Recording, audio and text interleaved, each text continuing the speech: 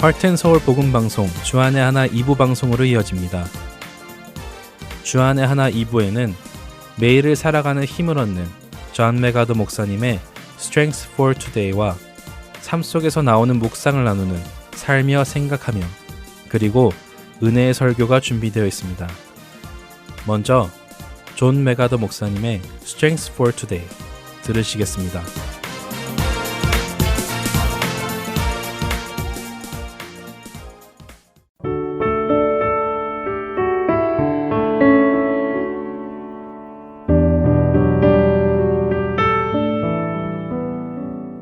애청자 여러분 안녕하세요. 존 메가더 목사님의 Strength for Today 진행의 유사랑입니다. 하나님은 우리의 정직함을 기뻐하십니다. 시험을 통해 정직함을 증명한 자에게 하나님은 큰 호의를 베푸십니다. 오늘 Strength for Today의 제목은 하나님께서 호의로 보답하시는 정직함입니다. 하나님이 다니엘로 하여금 환관장에게 은혜와 긍휼을 얻게 하신지라. 다니엘서 1장 9절 말씀입니다. 하나님이 기뻐하시는 삶을 살아가는 자들에게 하나님은 특별한 은혜와 긍휼을 베풀어 주십니다. 창세기 6장 8절에서 노아는 여호와께 은혜를 입었다고 하십니다. 그리하여 노아는 홍수의 심판으로부터 보호받지요. 또 창세기 39장에서 41장을 통해 우리는 요셉이 하나님께 호의를 얻어 이집트의 총리의 자리까지 오르게 되는 것을 보게 됩니다. 출애굽기 11장에서 12장에 하나님은 모세와 그 백성들이 은혜를 입게 하셔서 애굽에 내리신 재앙에서 지켜주셨고 이집트를 나올 때 애굽 사람들의 물품도 가지고 나올 수 있는 호의를 베푸셨습니다. 다니엘서 1장 8절에서 다니엘은 왕이 지정한 음식 먹기를 거부하고 하나님의 뜻에 순종하기로 마음을 정하면서 우리에게 믿음의 큰 용기와 정직한 모습을 보여주었습니다. 이에 하나님은 환관장 아스부나스의 마음을 움직이셔서 다니엘에게 호의를 베풀게 하십니다. 오늘 본문 말씀인 다니엘서 1장 9절에 나오는 다니엘이 환관장으로부터 얻게 하셨다는 은혜와 긍휼은 영어로는 호의와 동정심으로 번역됩니다. 히브리어로 호의라는 용어는 여러 의미를 담고 있는데 선함과 친절함을 뜻하기도 하고 또 마음 깊은 곳에서의 애정 혹은 동정심을 뜻하기도 하죠. 오늘의 말씀 구절을 통해서 우리는 하나님이 환관장 아스부나스와 다니엘 사이를 특별한 관계로 만들어 주셔서 다니엘을 공경 속에서 보호해 주셨을 뿐 아니라 장차 바벨론 왕국을 움직일 중요한 사람으로 준비시켜 주시는 것을 알 수 있습니다. 다니엘의 정직함을 하나님은 크신 은혜와 긍휼로 보답해 주신 것이지요. 오늘날도 하나님은 우리에게 호의를 베푸십니다. 하나님의 은혜가 필요한 때에 우리에게 그 은혜를 늘 주시지요. 그런데 그렇게 늘 주시는 은혜와 달리 우리가 하나님께 순종하기 때문에 베풀어 주시는 하나님의 호의는 더 큰 은혜로 다가옵니다. 특별히 우리가 곤경에 처해 있을 때 그 은혜는 더욱 분명하게 드러나죠. 베드로전서 2장 19절에서 20절은 부당하게 고난을 받아도 하나님을 생각함으로 슬픔을 참으면 이는 아름다우나 선을 행함으로 고난을 받고 참으면 이는 하나님 앞에 아름다우니라 라고 말씀하십니다. 이 말씀에서 고난을 참은 자에게 하나님이 베푸시는 호의는 하나님 앞에 아름답다 칭찬받는 것이라고 이해할 수 있지요. 하나님 앞에서 아름답다고 인정받는 것이야말로 하나님께서 베풀어 주시는 정말 큰 은혜가 아닐까요? 다니엘은 왕이 지정한 음식을 거부하는 것이 큰 문제를 일으킬 수 있다는 것을 알고 있었습니다. 하지만 다니엘은 하나님의 말씀에 순종하는 것을 사람의 형벌을 피하는 것보다 더 중요하게 여겼습니다. 다니엘은 삶의 올바른 우선순위를 가지고 있었고 하나님은 그러한 다니엘의 순종을 기뻐 받으셨습니다. 이처럼 세상과 타협하지 않은 다니엘의 정직함에 대해 하나님은 은혜와 긍휼로 보답하신 것이지요. 끝으로 출애굽기 33장 13절 말씀에 나와 있는 모세의 기도를 나눕니다. 그의 기도가 우리 모두의 기도가 되기를 소망합니다.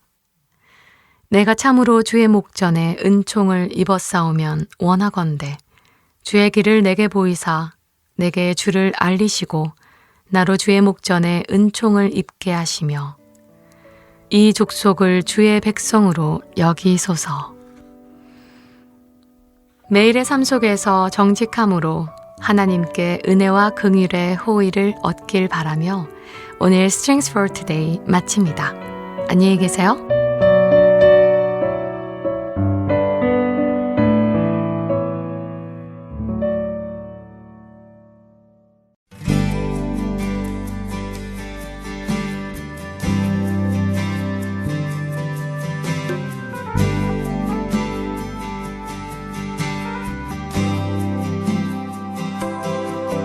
정결한 맘 주시옵소서.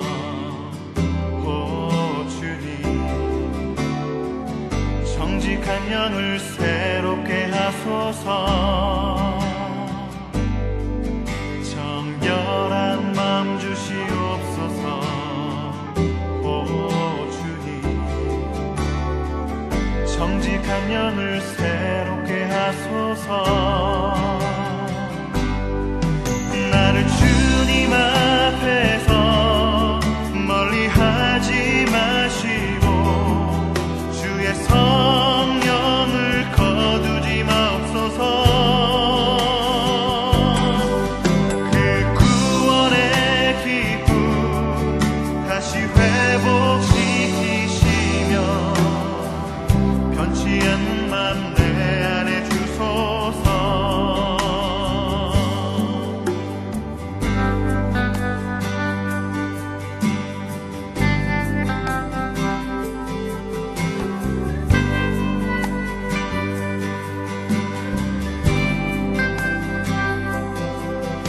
정결한 맘 주시옵소서.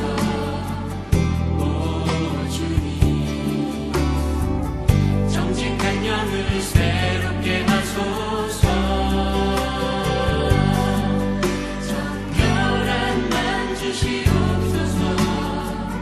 오 주님, 정직한 영을 새롭게 하소서. 나를 주님 앞에서 멀리하지 마시고 주의 성령을 거두지 마옵소서.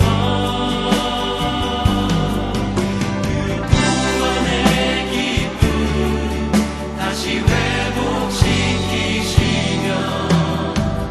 변치 않는 맘 내 안에 주소서. 나를 주님 앞에서 멀리하지 마시고 주의 성령을 거두지 마옵소서. 그 구원의 기쁨 다시 회복시키시며 변치 않는 맘 내 안에 주소서.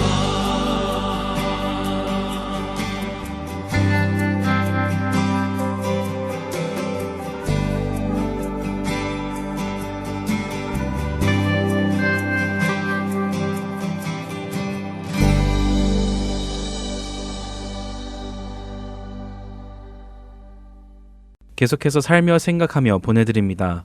오늘은 아리조나에서 김금자 성도가 진행합니다.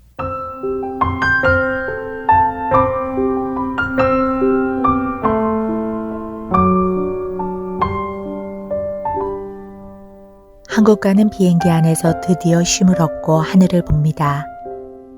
비행기에 탈 때마다 까마득히 보이는 땅 아래서 나는 왜 그렇게 발버둥치며 서로 비슷비슷한 모양을 한 우리들이 힘겹게 호둥지둥 했을까 하며 제 자신을 돌아보고 회개합니다. 어느덧 미국 생활이 18년째 접어듭니다. 오늘도 내가 가지고 있는 여러 가지 문제들을 생각해 보면 하루하루는 달라지지 않은 것 같지만 1년 전과 3년 전과 5년 전과 이렇게 비교하면 저는 참 하나님의 은혜로 기적 속에서 살고 있다는 것을 고백할 수밖에 없습니다. 한국으로 가는 비행기 안에서 한국에 계시는 아버지께 일어났던 일을 되돌아봅니다. 아버지는 1936년생으로 당시에는 드물게 크리스천 가정에서 자라나셨습니다. 평생 교회 가까이에는 계셨지만 예수님을 자신의 구세주로는 받아들이지 못하고 사셨습니다. 오히려 평생 술을 즐기며 사는 자신의 모습으로 인해 자신은 죄가 많아서 하나님께 나아갈 수 없다며 교회 가기를 꺼리셨고 교회를 가지 않으셨지요. 그런 아버지께서 2019년 당시 84세에 정기검진을 받으러 가셨다가 전립선 암 2기라는 소식을 듣게 되셨습니다. 병원에서는 젊은 암 환자들로 넘쳐나는 시점이기에 연세 드신 분은 젊은 사람에 비해 암의 진행 속도가 느리니 수술을 3개월 후에 하자고 했습니다. 3개월 후에 있을 수술을 기다리시는 동안 아버지는 생각할 시간을 가지게 되셨지요. 그 3개월의 시간 동안 우리 가족들은 한마음으로 기도를 드리며 하나님께 매달렸습니다. 그렇게 기도하던 중 아버지께서는 나는 이제 살 만큼 살았으니 수술을 받지 않겠다 하는 결정을 내리셨습니다. 그와 함께 부끄럽지만 하나님께 기도를 드리기 시작하셨다고도 말씀하셨지요. 평생 그리스도인 가정에서 살아가시면서도 하나님께 제대로 기도조차 해보지 못하신 아버지께서 기도를 하셨다는 것만으로도 큰 기쁨이었습니다. 어느덧 3개월의 기간이 지나 아버지는 재검사를 받으셨습니다. 그런데 놀라운 일이 일어난 것입니다. 의사들은 아버지의 염증 수치가 지극히 낮아진 것에 매우 놀라워하며 여러 가지 검사들을 시행했습니다. 그리고는 수술할 필요가 없다는 진단을 하였던 것입니다. 우리 가족은 기적을 경험하며 우리의 기도에 들어 응답하시는 하나님을 찬양했습니다. 아버지의 암은 아버지의 생명을 거두어 가려고 생긴 것이 아니라 아버지에게 믿음을 주기 위해 하나님께서 허락하셨던 것임을 믿어 의심치 않습니다. 그리고 이 경험을 통해 믿음이 연약한 우리 가족들의 믿음도 다시 재정비시키심을 경험했지요. 그 후 하루하루 온 가족이 함께 기도하는 삶을 살아가기를 1년 남짓. 이번에는 어머니의 주치의가 어머니의 담낭에 혹이 생겼다며 큰 병원으로 가보라고 했습니다. 평소에 주님 없이는 살 수 없다는 고백을 늘 하시던 믿음 좋은 어머니에게는 왜 이런 일이 생겼을까 하며 우리는 또 기도했습니다. 그런데 참 이상하게도 기도를 드릴 때에 마음속에 어머니를 고쳐달라는 기도가 아니라 오히려 치유해 주심에 감사하다는 기도가 나왔습니다. 아직 치료도 받지 않으셨고 수술도 하지 않으셨는데 말이지요. 그러던 중 어머니의 정해진 수술 날짜가 다가왔습니다. 담낭은 작고 깊은 곳에 자리한 장기라서 조직 검사를 할 수 없고 수술 시 의사가 직접 보고 상태가 안 좋으면 제거하는 간단한 수술이었습니다. 엄마는 활달한 모습으로 수술에 임하셨고 수술은 금세 잘 끝났습니다. 수술 후 마취에서 깨어난 엄마는 어눌하지만 말씀도 하시고 질문에 답도 하셨습니다. 그런데 마취가 풀릴 시간이 훨씬 지났는데도 자꾸 주무시려고 하고 걷지를 못하시는 것이 이상했습니다. 회진을 돌던 의사가 이상하다고 다시 검사를 하였고 회복 과정에서 뇌경색이 온 것을 알게 되었던 것입니다. 엄마의 뇌경색은 손해의 3분의 2가 피가 통하지 않는 상태로 특히 호흡을 관장하는 부분과 너무 가깝기에 수술 중 사망에 이를 수 있는 위험한 수술임을 의사가 우리에게 알리며 수술에 동의를 하겠느냐 물어왔습니다. 10명의 의사들이 회의를 하였는데 수술을 해야 한다는 의사들과 수술을 하면 안 된다는 의사가 반으로 나뉜 상태였습니다. 누구도 쉽게 결정할 수 없는 급박한 상황이 되었지요. 우리 가족은 기도했습니다. 하나님, 우리를 도와주세요. 예수님, 도와주세요. 엄마를 살려주세요. 그렇게 기도를 하고 있을 즈음 엄마가 중환자실로 들어가신 지 3일 만에 연락이 왔습니다. 엄마의 상태가 급격히 좋아져서 의식도 돌아오고 말씀도 하시고 지금은 음식을 먹여보려고 하신다고요. 하나님 감사합니다. 라는 기도가 절로 나왔습니다. 더 나아가 어머니의 담낭에서 떼어낸 혹을 검사해 보니 담낭암 2기였다는 결과도 나왔지요. 또 한 번의 기적을 보여주신 하나님께 감사드렸습니다. 그런데 조금 시간이 지나고 감정을 추스린 후에 제 마음속에 드는 질문이 있었습니다. 간단히 담낭의 혹을 제거만 하면 되는 수술이었는데 왜 엄마는 뇌경색을 겪게 되었을까?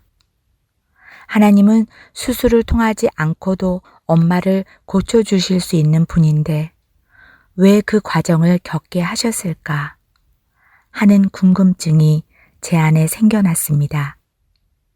그리고는 그 궁금증에 대한 답을 얻었습니다. 그것은 아버지의 변화 때문이었습니다.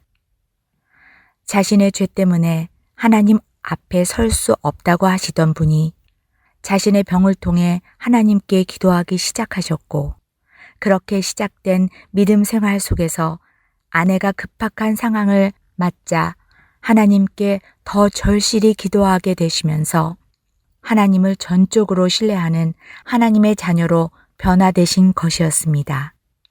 아버지는 이제 하나님밖에 없다. 기도하자 주님께서 하실 거야 라고 고백하며 사는 하나님의 자녀로 변화되셨습니다. 때때로 우리의 관심은 한 사람의 병이 낫고 안 낫고 하는 결과에만 집중되기도 합니다. 그러나 하나님의 관심은 그 과정을 통하여 하나님의 자녀의 믿음이 장성하는 데에 있으십니다. 물론 기도를 할 때마다 병이 낫고 기도를 할 때마다 기적이 일어난다면 좋겠지만 때로는 그 반대일 때도 있습니다. 하지만 그 이유 역시 우리의 믿음의 성장을 위해 최고의 결정을 내리시는 하나님이심을 신뢰하게 됩니다. 시편 23편에서 다윗은 하나님께서 자신의 목자이시기에 자신에게는 부족한 것이 없다고 고백합니다. 비록 그가 사망의 음침한 골짜기를 다닐지라도 두려워하지 않는 이유는 자신이 홀로 있는 것이 아니라 하나님께서 함께 계시기 때문이라고 고백하지요. 그 하나님께서 오늘도 우리와 함께 하시며 우리에게 믿음을 더해 주시며 눈물도 없고 아픔도 없고 죄악도 없는 그곳으로 인도해 가십니다. 그 하나님이 나의 하나님이 되시는 은혜가 우리 안에 있기를 바라며 하나님께 감사와 찬양을 올려드립니다.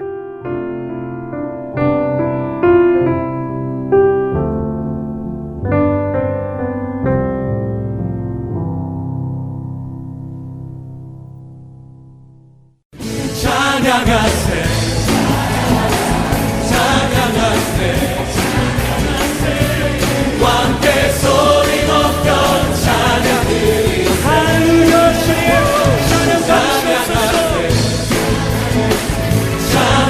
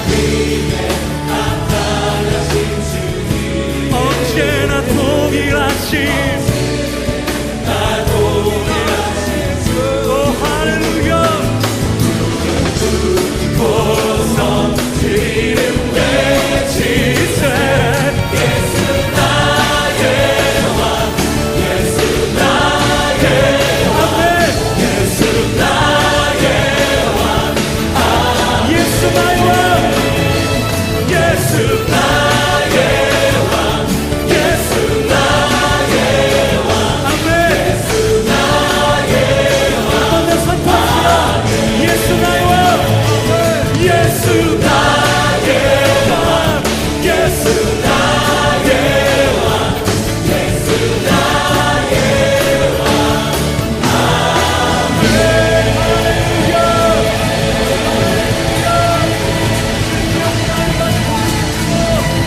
할렐루야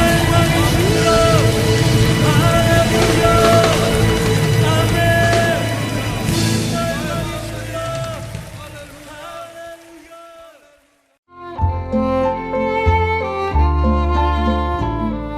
하트앤서울 복음방송 애청자 여러분 안녕하세요. 캐나다 밴쿠버 그레이스 한인교회 박신일 목사입니다.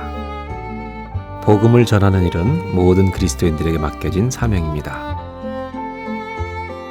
하트앤서울 복음방송은 생명의 근원 되시는 예수 그리스도만을 전하는 방송사입니다. 여러분의 기도와 후원으로 이 사역은 계속될 것입니다. 믿지 않는 자들에게는 복음을, 믿는 자들에게는 영적 성장을 전해줄 것입니다. 이 귀한 사역에 여러분들의 동참과 기도와 후원을 부탁드립니다. 감사합니다.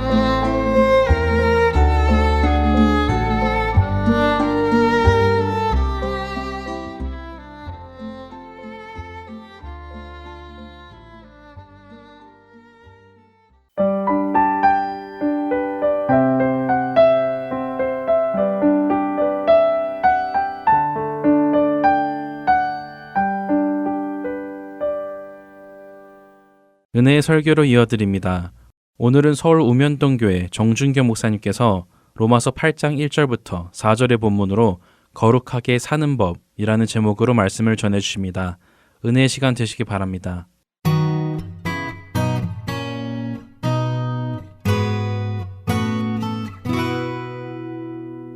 오늘 주시는 하나님의 말씀은 로마서 8장 1절에서 4절입니다. 다 같이 일어나셔서 한 절씩 교독하겠습니다. 그러므로 이제 그리스도 예수 안에 있는 자에게는 결코 정죄함이 없나니 이는 그리스도 예수 안에 생명의 성령의 법이 죄와 사망의 법에서 너를 해방하였습니다. 율법이 육신으로 말미암아 연약하여 할 수 없는 그것을 하나님은 하시나니 곧 죄로 말미암아 자기 아들을 죄 있는 육신의 모양으로 보내어 육신의 죄를 정하사 육신을 따르지 않고 그 영을 따라 행하는 우리에게 율법의 요구가 이루어지게 하려 하심이니라. 아멘. 자리에 앉으셔서 기도하겠습니다. 우리에게 하나님의 말씀을 가르쳐 주시기를 기뻐하시는 주님, 오늘도 진리의 말씀으로 저희를 인도하여 주옵소서. 미련하고 연약한 종을 주님 손에 맡기옵고 예수님의 이름으로 기도하옵나이다. 아멘. 로마서를 통해서 왜 예수님을 믿어야 하는가? 또 어떻게 착하게 살 수 있는가에 대한 말씀을 설교하고 있습니다. 오늘은 어떻게 착하게 살 수 있는가에 대해서 생각해 보겠습니다. 착하게 산다는 것을 성경에서는 거룩하게 산다 이렇게 표현합니다. 거룩이라는 단어는 구별되었다라는 뜻인데 성경에서 말하는 거룩한 삶은 하나님을 닮아가는 삶을 말합니다. 하나님께서 내가 거룩하니 너희도 거룩하라 이렇게 말씀하고 계십니다. 거룩하게 산다, 성도들이 성화된다는 것은 점점 하나님을 닮아간다. 그런 뜻입니다. 어떻게 우리가 하나님을 닮아가면서 거룩한 삶을 살 수 있을까요? 저는 로마서 말씀을 통해서 세 가지를 생각해 보려고 합니다. 첫 번째는 거룩한 삶을 살아가려면 복음을 바르게 알아야 됩니다. 여러분, 복음이 무엇입니까? 복음이 무엇인지는 로마서 1장 2절에서 4절까지 잘 가르쳐 주었습니다. 복음은 한 단어로 말하면 예수라고 말할 수 있습니다. 예수 그리스도의 십자가와 부활의 소식이 복된 소식이에요. 왜요? 예수님이 우리를 위해서 십자가에 죽으시고 사흘 만에 부활하셨기 때문이에요. 로마서 1장 16절과 17절에 왜 예수 그리스도의 십자가와 부활의 소식이 복된 소식인지, 왜 하나님의 아들 예수 그리스도가 복음인지를 설명하고 있는데, 이 복음은 모든 믿는 자에게 구원을 주시는 하나님의 능력이 되기 때문이에요. 하나님께서 아무리 예뻐하셔서 천국으로 구원하시고 싶어도 예수 그리스도의 복음을 믿지 않으면 하나님이 그 사람을 구원하실 능력이 없어요.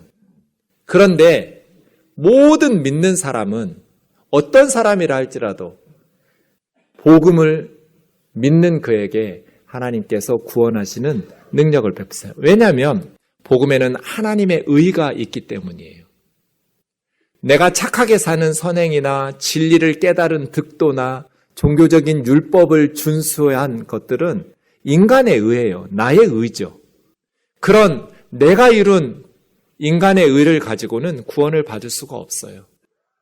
하나님께서 예수 그리스도 안에서 사람들을 위해서 주신 하나님의 의, 이 하나님의 의인 예수 그리스도의 십자가와 부활의 복음을 믿는 자들에게 하나님께서는 구원을 베푸실 수 있어요. 이 하나님의 의를 얻는 방법은 내가 노력하고 선행이나 종교적인 율례를 준수하는 방식이 아니라 믿음에서 믿음으로 해요. 처음 시작부터 끝까지 믿음의 방식, 하나님의 선물을 은혜로 받는 믿음의 방식이지 인간의 행위나 노력이나 자랑이 그 안에 들어갈 여지가 없어요. 예수님께서 우리를 위해서 십자가에 죽으시고 사흘 만에 부활하셨다는 이 복된 소식은 사람들에게 두 가지 질문을 일으켜요. 첫 번째, 그러면 이제 계속해서 죄를 지어도 되는가? 어차피 죄 짓지 않고 착하게 살아서 구원받는 것이 아니라면, 예수님 믿기만 하면 죄 용서받는다면, 또 크고 많은 죄를 용서받은 사람은 더 큰 사랑과 은혜를 받았다고 말할 수 있겠죠? 죄가 더한 곳에는 은혜도 더했다고 말할 수 있어요. 그럼 하나님의 더 큰 은혜를 받으려면 계속해서 죄를 지어야 하는가? 이것에 대한 대답이 로마서 6장이고요. 그럼 이제는 율법은 쓸모없는 것인가? 이것에 대한 대답이 로마서 7장이에요. 6장 먼저 보시면, 그런즉 우리가 무슨 말하리요? 은혜를 더하게 하려고 죄에 거하겠느냐?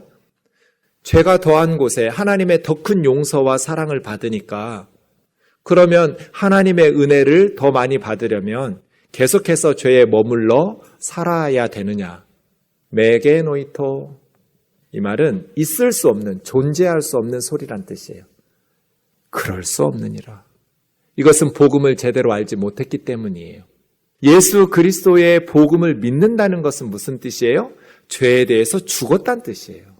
예수님이 우리 대신에 십자가에서 죄를 지고 죽었어요. 우리는 십자가에 달려 죽은 적이 없지만 하나님께서는 우리도 그리스도와 함께 십자가에 죽은 것으로 여기세요. 그러니 우리가 죽은 거예요. 왜 죽었어요? 죄 때문에 죽었어요. 예수님이 우리 대신 죽었기 때문에 우리가 죽은 거라고요.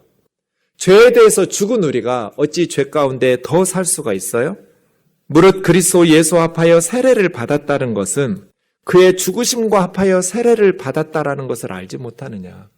예수 믿고 세례 받았다는 것은 예수님의 십자가의 죽으심과 합해서 우리 함께 십자가에 못 박혀 죽었다는 거예요. 우리가 예수님의 죽으심과 합하여 세례를 받음으로 그와 함께 장사되었나니 사망 진단서를 끊어줘야 장례식장에서 받아줘요. 장례식을 치렀다는 건 완전히 죽었다는 뜻이에요. 우리가 예수님과 함께 무덤에 들어가서 장례식도 끝난 사람들이에요. 우리는 완전히 죽었어요. 십자가에서. 예수님과 함께 무덤에 들어가서 장례식 치렀고 아버지의 영광으로 말미암아 그리스도를 죽은 자 가운데서 살리심과 같이 우리로 또한 새 생명 가운데서 행하게 하려 함이라. 예수님이 무덤문을 열고 부활의 새 생명으로 살아나셨을 때 우리는 부활하신 주님과도 연합해요. 그리스도와 합하여 십자가에 죽었고 그리스도와 함께 무덤에서 장례식 치렀고 그리스도와 함께 부활의 새 생명을 얻었어요. 예수님이 십자가에 죽으신 것은 죄에 대해서 죽은 거예요. 우리 죄 때문에 죽었어요. 예수님께서 무덤문을 열고 새 생명을 얻으신 것은 이제는 하나님을 위해서 의롭게 살기 위해서 부활의 새 생명으로 다시 살아나신 거예요. 우리도 마찬가지라는 거예요. 그래서 우리가 알거니와, 이게 첫 번째예요. 거룩하게 살려면 복음에 대해서 바르게 알아야 돼요. 우리가 알거니와, 우리 옛사람이 예수와 함께 십자가에 못 박힌 것은, 목사님 우리는 십자가에 못 박힌 적이 없는데요? 하나님께서 그렇게 여기신다고요. 예수님이 우리 대신 죽으셨기 때문에 하나님께서는 우리가 예수님과 함께 십자가에 못 박혀 죽은 것으로 여기세요. 왜요? 죄의 몸이 죽어 다시는 우리가 죄에게 종노릇하지 아니하려 함이니. 계속해서 죄 짓고 살라고 예수님이 우리 대신 십자가에 죽으실 리가 없잖아요. 우리가 십자가에서 그리스도와 함께 죽었다는 것은 우리의 죄의 몸이 죽어 다시는 죄에게 종노릇하지 아니하게 하려고 죽으신 거예요. 죽은 자는 죄에서 벗어나 의롭다 하심을 얻었습니다. 우리는 죄와 사망의 권세에서 벗어났어요. 이것이 하나님의 의예요. 하나님이 선물로 우리에게 주신 의의 말이에요. 그럼 이제 우리는 어떻게 살아야 돼요? 이 복음에 합당하게 살아야 되죠. 그것이 11절이에요. 그러므로 너희는 죄가 너희 죽을 몸을 지배하지 못하게 하여 몸의 사욕에, 몸이라는 것은 죄악된 본성이에요. 죄를 짓고 싶어하는 죄악된 욕구에 순종하지 말고 너희 지체를 눈, 코, 입, 손, 발, 생각, 말, 행동, 너희의 모든 몸의 지체들을 불의의 무기로 죄 짓도록 내주지 마라. 오직 너희 자신을 죽은 자 가운데서 다시 살아나신 자와 같이 하나님께 드려라. 너희 몸의 지체들을 의의 무기로 하나님께 드려라. 말고 드리며 드리라예요. 너희 자신을 죄에게 드리지 말고 너희 몸의 지체들을 불의의 무기로 주지 말고 너희 자신을 하나님께 드리고 너희 몸의 지체들을 의의 무기로 하나님께 드리라. 이것이 구원받은 자의 삶이에요. 로마서 1장 5절 6절 보시면 예수 그리스도로 말미암아 우리가 은혜와 사도의 직분을 받아 예수 그리스도의 이름을 위하여 모든 이방인 중에서 바울의 선교팀이 이렇게 했죠. 예수 그리스도로 말미암아 은혜와 사도의 직분을 받아 선교사로 파송받아서 예수 그리스도의 이름을 위하여 모든 이방인들 중에 복음을 전한 목적이 뭐예요? 그 이방인들이 믿어, 그 다음 단어가 뭐예요? 순종하게. 믿고 구원받고 끝이 아니고 믿고 순종하게 하나니. 그 다음 로마서 1장 6절에 너희도, 로마교회 성도들인 너희도 그 이방인들 중에서 예수 그리스도의 것으로 부르심을 받은 자리라. 사람들이 우리를 너 내 거 하면 되게 기분 나쁘죠. 내가 네 소유물이야? 그런데 예수님이 우리를 예수 그리스도의 것, 너 내 것 하면 기분 좋아요. 그러니 이제 우리가 어떻게 살아야겠어요? 이게 복음이에요. 복음은 우리를 믿어 순종하게 하나니. 믿고 구원받고 끝이 아니고 믿고 순종하면서 살다가 천국 가는 거죠. 우리는 예수 그리스도의 것이니까. 그런데 요한계시록 5장 9절에 보면 여기서 한 걸음 더 치고 나가요. 예수님은 일찍이 죽임을 당하사 각 족속과 방언과 백성과 나라 가운데서 사람들을 피로 사서 예수님이 십자가의 죽임을 당하시고 십자가의 보배로운 예수님의 피로 우리를 샀어요. 사람들을. 십자가의 피값을 주고 예수님이 우리를 사서 예수님의 것이 됐잖아요. 그래서 예수님의 피로 우리를 사셨으니까 우리가 예수 그리스도의 것이 됐어요. 근데 예수님은 우리를 누구에게 드리셨어요? 하나님께 드리셨어요. 그럼 이제 우리는 누구 거예요? 하나님 거예요. 우리는 하나님의 것이에요. 이게 예수 믿는 사람들이에요. 복음을 믿는다, 구원을 받았다라는 것은 무슨 뜻이냐면 예수님이 십자가에서 죽임을 당하심으로 예수님의 피로 우리를 모든 족속과 방언과 백성과 나라들 가운데서 사람들을 피로 사서 예수 그리스도의 것이 되어서 이제 하나님께 드렸어요. 우리는 예수 그리스도의 피로 구원을 받았으니까 이제 우리는 하나님의 것이 되었어요. 죄에 대해서는 죽고 우리의 눈도 입도 코도 말도 행실도 손과 발도 불의의 무기로 죄짓도록 내주지 말고 하나님께 드려서 의의 무기로 사용하시도록 하나님이 기뻐 쓰시는 삶이 되도록 하나님께 드리는 삶. 그게 복음이에요. 두 번째, 거룩하게 살기 위해서 우리는 우리 자신을 바르게 알아야 돼요. 그래야 거룩하게 사실 수 있어요. 로마서 7장 7절에 보면 그런즉 우리가 무슨 말하리요? 율법이 죄냐? 메게노이토. 말도 안 되는 소리. 그럴 수 없느니라. 율법은 하나님의 법이에요. 율법으로 말미암지 않았으면 탐내지 말라라는 말이 죄라는 것을 바울은 몰랐을 것이라고 고백해요. 10계명의 마지막 10번째 계명이 탐심이 죄라는 거예요. 남의 것은 탐내지도 마라. 탐심은 구체적으로 남에게 피해를 주지는 않잖아요. 마음속의 생각이니까요.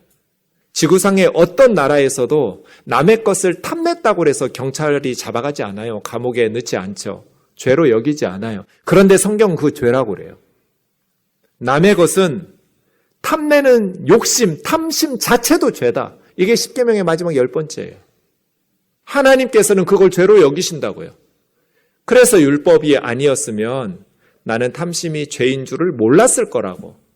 율법은 우리에게 죄가 무엇인지를 가르쳐줘요. 문제가 있어요. 율법은 죄가 아니에요. 지극히 선한 하나님의 법이에요. 문제는 우리의 죄악된 본성이에요. 인간이 죄로 말미암아 왜곡되고 물들어 있기 때문에 하나님의 법을 계명을 들으면 그걸 순종하고 지키려는 마음이 생기기보다는 반대가 생겨요. 탐내지 말라라는 말을 계명을 읽기 전에는 아무 생각이 없었는데 탐내지 말라는 계명을 듣고 나니까 온갖 탐심이 바울의 마음속에서 생겼어요.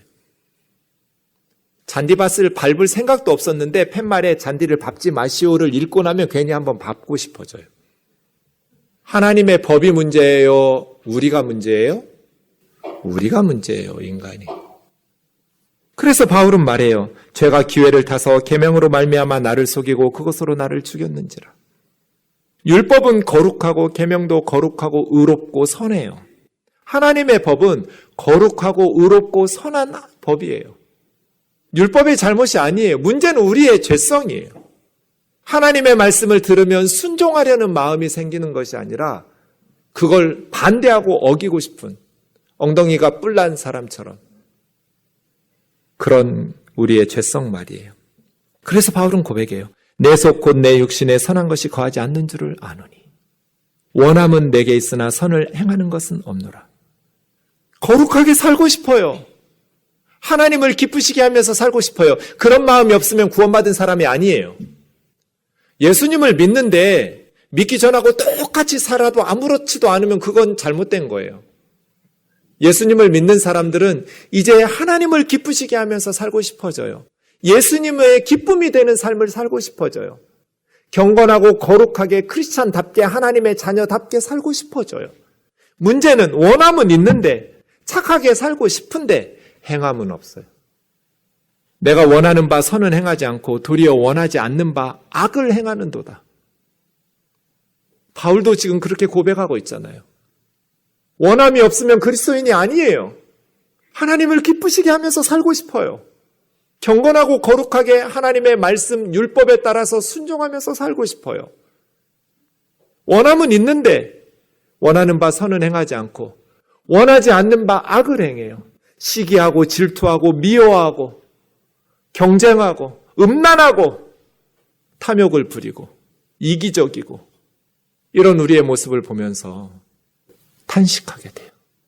만일 내가 원하지 않은 그것을 하면 이를 행하는 자는 내가 아니요 내 속에 거하는 죄니라. 내 속에 거하는 죄도 나예요. 그런데 바울이 이렇게 말하는 것은 나는 진심으로 그렇게 살고 싶지 않다는 뜻이에요. 그건 내가 아닌 것 같아요. 난데 나의 속사람, 나의 진심은 선을 행하면서 하나님을 기쁘시게 하면서 살고 싶거든요. 그 진심이거든요. 그래서 21절 내가 한 법을 깨달았느니 이것이 우리가 두 번째로 알아야 될 거예요. 우리 자신을 알아야 돼요. 한 법을 깨달았느니 선을 행하기 원하는 나에게 악이 함께 있는 것이로다. 이게 우리예요. 선을 행하기 원하는 나에게 악도 함께 살고 있다라는 거. 한 지붕 두 가족이에요. 둘이 살 수 없어요. 정반대의 욕구, 정반대의 법, 정반대의 비전, 정반대의 사람이 내 안에 같이 살고 있어요. 속사람으로는 하나님의 법을 즐거워하되 내 지체 속에 한 다른 법이 내 마음의 법과 싸워 내 지체 속에 있는 죄의 법으로 나를 사로잡는 것을 보는도다. 내 마음의 법은, 내 속사람은 하나님의 법을 즐거워해요. 선을 행하기를 원해요. 그런데 또 다른 내 속에 있는 죄의 법이 그 마음의 법과 싸워 이겨가지고 나를 질질질질 사로잡고 끌고 다니면서 죄짓게 만들어요. 죄에게 질질 끌려다니면서 죄짓고 있는 우리 자신을 보게 된단 말이에요. 그래서 바울은 오라 나는 공고한 사람이로다. 공고하다라는 단어는 비참하다는 뜻이에요. 어떤 면에서 그리스도인들은 믿지 않는 세상 사람들보다 더 비참해요. 예수님 믿기 전에는 사람이 다 그렇지 하면서 맘 편히 살았는데 예수님을 믿고 나니까 성경을 읽고 설교를 들을 때마다 괴로워요. 어떻게 살아야 되는지는 배우는데 알겠는데 그렇게 살지 못하는 우리의 모습을 보면서 오라 나는 공고한 사람이로다. 이 사망의 몸에서 누가 나를 건져내랴. 이게 우리예요. 어떻게 해야 될까요? 우리 주 예수 그리스도로 말미암아 하나님께 감사하리로다. 25절에 가면 예수 그리스도로 말미암아 하나님께 감사한다고 그래서 뭐가 좀 새로운 상황이 되었나 싶은데 하반절 보면 똑같아요. 내 자신이 마음으로는 하나님의 법을 육신으로는 죄의 법을 섬기노라. 달라진 게 하나도 없어요. 근데 감사하대요. 왜 그럴까요? 왜 여전히 마음으로는 하나님의 법을 섬기고 육신으로는 죄의 법을 섬기는데 하나님께 감사할까요? 그런 죄인인 줄 알면서 주님이 오셨기 때문이에요. 우리가 예수님을 믿으면 천사처럼 변하나요? 갑자기 경건해지고 죄의 욕구와 생각들은 다 사라지나요? 그렇지 않아요. 그걸 다 아시면서도 우리 주님은 우리를 위해서 십자가에 달리셨어요. 그럼 이제 어떻게 해야 할까요? 정말 거룩하게 사는 방법은 없을까요? 마지막 세 번째가 있어요. 성령의 인도하심을 받는 거예요. 거룩하게 살려면 복음을 바르게 알아야 되고 우리 자신이 어떤 존재인지를 바르게 알아야 되고 성령의 인도하심을 의지하면서 따라가야 돼요. 그것이 로마서 8장이에요. 그러므로 이제 그리스도 예수 안에 있는 자에게는 결코 정죄함이 없나니. 이건 지금까지 잘 설명했어요. 모든 사람이 죄를 범하였으면 하나님의 영광에 이를 수 없어요. 예수 그리스도를 믿음으로 말미암아 주시는 하나님의 의를 힘입어서 구원을 받은 성도들은 결코 정죄함이 없어요. 예수님께서 우리 죄값을 십자가에서 다 지불을 하셨기 때문이에요. 우리의 과거, 현재, 미래의 모든 죄를 예수님이 십자가에서 다 해결하셨어요. 그래서 그리스도 예수를 믿고 그리스도 예수 안에 있는 자들에게는 결코 죄인이라고 정죄받지 않아요. 예수님 덕분에. 이는 그리스도 예수 안에 있는 생명을 주시는 성령의 법이 죄와 사망의 법에서 우리를 해방시켰기 때문이에요. 3절, 4절을 주목하세요. 율법은 선하고 거룩하고 의로우신 하나님의 법인데 율법은 거울 같아요. 거울을 보면 내가 어디가 문제인지 어디가 더러운지를 알 수 있어요. 율법 그래요. 근데 아무리 거울을 열심히 오랫동안 쳐다보고 있어도 깨끗하게 만들어주진 못해요. 율법이 그래요. 율법은 무엇이 문제인지 가르쳐줘요. 그러나 율법이 우리를 깨끗하게 만들어주진 못해요. 하지만 율법이 육신으로 말미암아 연약하여 할 수 없는 그것을 하나님은 하실 수 있잖아요. 하나님은 어떻게 하실 수 있을까요? 먼저 세상의 죄를 제거하셨어요. 우리 인간들의 죄로 말미암아 자기 아들 예수 그리스도를 죄 있는 육신의 모양으로 보내어 그 예수님의 육신에다가 죄를 다 뒤집어 씌워서 십자가에서 제거해버렸어요. 그래서 그리스도 예수 안에 있는 자들에게는 죄에서 벗어나게 돼요. 육신을 따르지 않고 하나님의 영, 그리스도의 영을 따르는 성령을 따르는 자들에게는 율법의 요구가 이루어져요. 7장에서 8장으로 넘어오면서 지극히 선하고 거룩하고 의로운 하나님의 법을 지키기를 원함은 있지만 행함은 없다고 고백했던 바울이 8장 4절에 가면 그 율법의 요구가 이루어지게 한다라고 고백해요. 어떻게 해요? 성령을 따라 행할 때. 그래서 이어지는 말씀, 육신을 따르는 자는 육신의 일을, 영을 따르는 자는 영의 일을 생각하나니. 생각이 중요해요. 우리는 무엇을 생각하면서 사느냐에 따라서 인생이 진행되죠.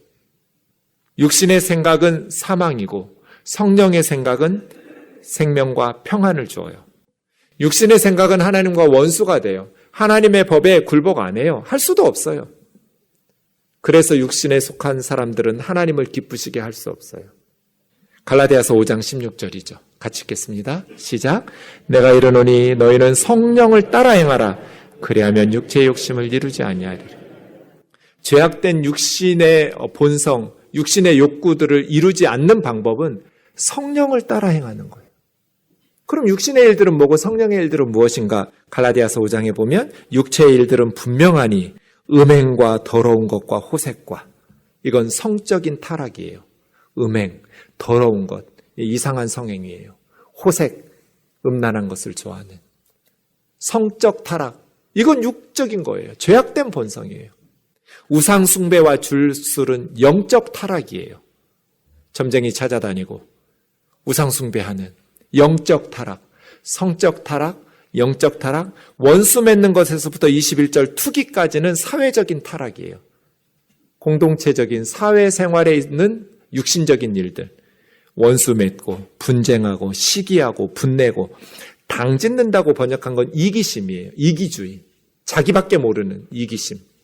분열과 이단, 이 이단이 당짓는 거예요. 파당을 짓고 끼리끼리 지역감정 부추기고 서로 갈등을 부추겨가면서 이 사람만 들어가면 편이 갈라지고 이간질이 되는, 투기도 마찬가지, 시기하고 질투하는 것들이에요.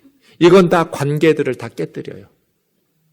성적인 타락, 영적인 타락, 사회적인 관계들을 깨뜨리는 타락, 개인의 경건과 값진 인생 사는 것을 회방하는 육신의 일들, 이런 일들을 계속하는 자들은 하나님 나라를 유업으로 받지 못하느니라. 그럼 성령의 일들은 무엇일까요? 성령의 열매는 사랑과 희락과 화평과 오래 참음과 자비와 양성과 충성과 온유와 절제. 사랑, 성령은 우리에게 사랑의 열매를 맺게 해요. 희락, 기쁨의 열매를 맺게 해요. 성령의 사람들이 가면 기쁨이, 화평, 평화가 이루어져요. 오래 참음, 자비는 불쌍히 여기는 거예요. 긍휼히 여기는 마음들, 성령의 열매예요. 양선, 그건 좋을 양, 착할 선이에요. 좋고 착한 것. 착한 것이 성령의 열매예요. 온유는 따뜻하고 부드러운 거예요. 다른 사람에게 친절한 사람, 따뜻하고 부드럽게 대하는 사람, 성령의 사람이에요. 절제하는 사람, 이게 성령의 열매예요. 이 같은 것을 금지할 법이 없어요. 육체의 일들과 성령의 일들은 이렇게 달라요. 우리가 무엇을 생각하고 누구를 따를 것인가? 내 육신의 정욕을 따라서 경쟁하고 시기하고 투기하고 질투하면서 당짓고 파당짓고 계속해서 내 목적을 이기적으로 추구하는 삶을 살 것인가? 아니면 화평을 이루고 사랑을 이루고 기쁨을 이루고 더불어 함께 친절하게 착하게 살아가는 그러한 성령을 따라서 살아갈 것인가? 그리스도 예수의 사람들, 이 말씀도 너무 좋아요. 우리는 예수 그리스도의 것, 하나님의 것이면서 그리스도 예수의 사람들이에요. 아멘이죠? 우리는 그리스도 예수의 사람들이에요. 그리스도 예수의 사람들은 육체와 함께 그 정욕과 탐심을 십자가에 못 박았느니라. 만일 우리가 성령으로 살면 또한 성령으로 행할지니 헛된 영광을 추구하면서 서로 노엽게 하거나 서로 투기하지 말지니라. 그건 성령을 따르는 게 아니에요.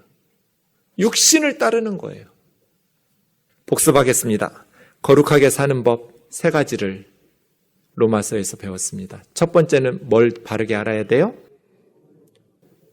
복음을 바르게 알아야 돼요. 두 번째는 우리 자신을 바르게 알아야 돼요. 그래야 나를 신뢰할 수 없다라는 것을 깨닫게 돼요. 나는 믿을 만한 존재가 아니구나. 내 안에 악이 함께 있구나. 원하면 있는데 행함은 없구나. 그래서 3번째로 갈 수 있어요. 성령의 인도하심을 받아야 돼요. 하나님을 닮아서 거룩하게 사려면 복음으로 우리를 하나님의 백성, 거룩한 백성으로 불렀다라는 것을 바르게 깨닫고, 그럼에도 불구하고 선을 행하기 원하는 나에게 악이 함께 있다라는 것을 인정하고, 오히려 악이 선한 욕구를 이기고 죄의 법 아래로 질질 끌고 가는 것을 겸손하게 인정하면서 성령의 인도하심을 받아야 돼요. 마태복음 5장 43절 44절, 주님께서 우리에게 원수를 사랑하고 그들을 위해서 기도하라 말씀하셨어요. 사랑하는 자매 형제 여러분 무엇을 선택하며 살 거예요? 오늘 이 시간 성령님께서 저와 여러분에게 성령을 따라 행하라고, 육신으로는 불가능한 그것을 하나님은 하신다고, 율법이 육신으로 말미암아 연약하여 할 수 없는 그것을 하나님은 하신다고, 예수 그리스도를 통해서 죄를 너희에게서 제거하셨고, 육신을 따르지 않고 그 영을 따라 행하는 너희에게 율법의 요구가 이루어지는 기적처럼 신앙생활은 체험하면서 경험하는 거예요. 성경을 교리적으로 머릿속으로만 배우고 믿는 것이 아니라 저와 여러분이 날마다 이 성령의 기적과도 같은 율법의 요구가 이루어지는 거룩한 삶이 가능함을 보여주는 삶으로 하나님 앞에 영광 돌릴 수 있기를 주님의 이름으로 축원합니다.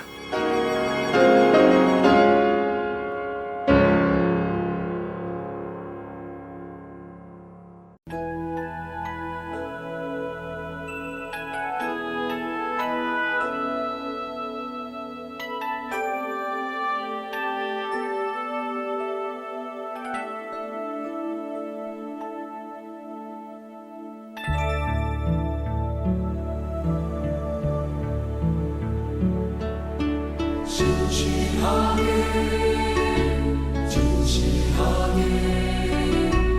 거룩하게 살게 하소서. 진실하게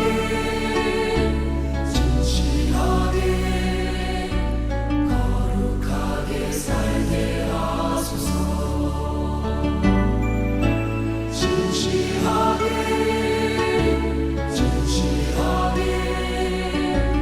거룩하게 살게 하소서. 진실하게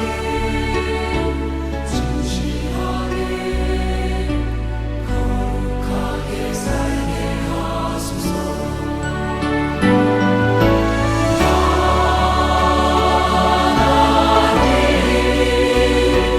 나의 마음을 만져주소서.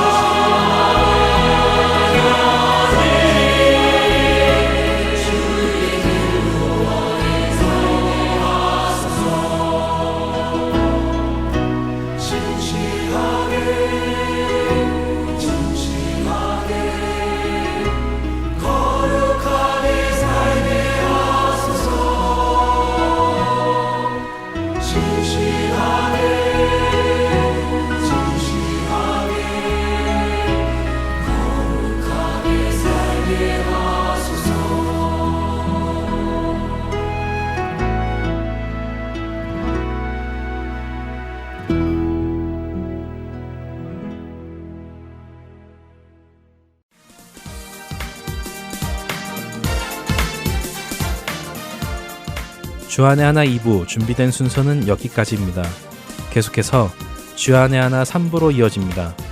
주님의 말씀을 더 알아가는 시간 되시길 소망합니다. 안녕히 계세요. 예수